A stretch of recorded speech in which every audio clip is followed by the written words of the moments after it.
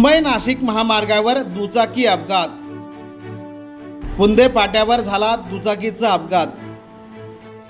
अपघातात एकाचा मृत्यू तर एक गंभीर जखमी। आत्ताच्या घडीला एक ब्रेकिंग आपण मुंबई नाशिक महामार्गावरून पुंदे येथून पाहतोय। मुंबई नाशिक महामार्गावर पुंदे फाट्याजवळ दुचाकीचा भीषण अपघात झाला।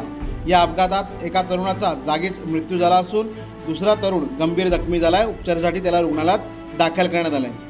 अपघाताचे कारण अद्याप समजू शकले नसले तरी मात्र दुचाकी ही भरधाव वेगाने असताना ती महामार्गालगत असलेल्या एका गटारीमध्ये जोरदार पडल्याने या ठिकाणी दोन्ही तरुण हे जखमी झाले। यामध्ये एका तरुणाचा गंभीर दुखापतीमुळे जागीच मृत्यू झाला तर एक जण गंभीर जखमी असल्याने त्याला उपचारासाठी रुग्णालयात दाखल करण्यात आले।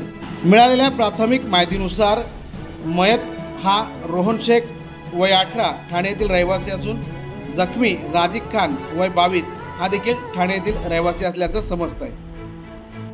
मुंबई नाशिक महामार्गावर अपघाताची मालिका ही सुरूच आहे।